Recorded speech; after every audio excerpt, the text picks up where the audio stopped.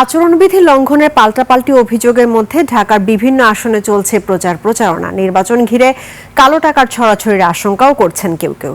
আর জয়লাভ করলে এলাকায় উন্নয়ন সহ ভোটারদের কাছে দেওয়া প্রতিশ্রুতি বাস্তবায়নের কথা জানান প্রার্থীরা। আরও থাকছে দীপু শিকদারের রিপোর্টে। বিদেশ থেকে দেশে রেমিটেন্সের টাকা আসে নিরাপদে, তাই আজই আপনার আপনজনকে বলে রাখুন, রেমিটেন্সের টাকা যেন শুধু নগদেই পাঠায়। ঢাকা 12 আসনের সমান্তরালে চলছে 3 সাইফুলের নির্বাচনী প্রচারণা।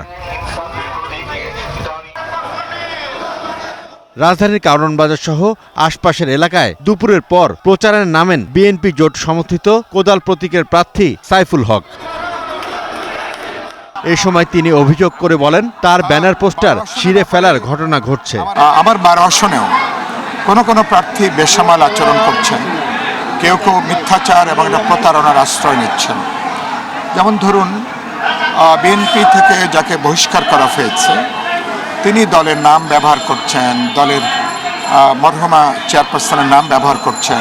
আশঙ্কা করছি নির্বাচনে কালো টাকা ছড়িয়ে ভোটের ফলাফলকে প্রভাবিত করার একটা তৎপরতা।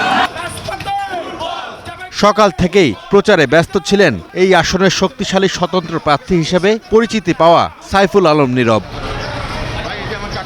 প্রতিদ্বন্দ্বী প্রার্থীর বিরুদ্ধে আচরণবিধি লঙ্ঘনের অভিযোগ এনে ব্যবস্থা নিতে নির্বাচন কমিশনের প্রতি আহ্বান জানান বহিষ্কৃত এই বিএনপি নেতা।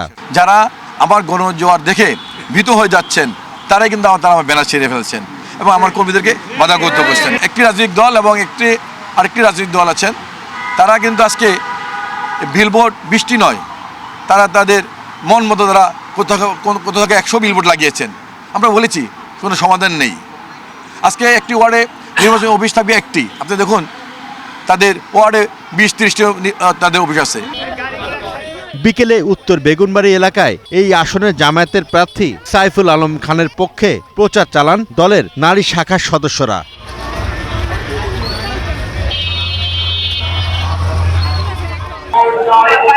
এদিকে প্রচারণার মাঠে ব্যস্ত ছিলেন ঢাকা 8 আসনের হেভিওয়েট প্রার্থী বিএনপি নেতা মির্জা আব্বাস।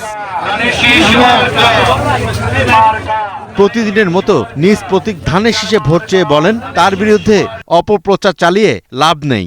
যারা জনগণের উন্নয়ন দেখতে চায় না, দেখতে পারে না, তারা আমার সঙ্গে প্রতিহিংসামূলক আচরণ করতে গিয়ে জনগণের উপর অবিচার করছে। আগে আমরা নির্বাচন করেছি এবং বেশিরভাগ কথাবার্তা বলি নাই, এখনকার বাচ্চা ছেলেগুলো বেশিরভাগ কথাবার্তা বলছে, যেটা আসলে খুবই ইরিটেটিং।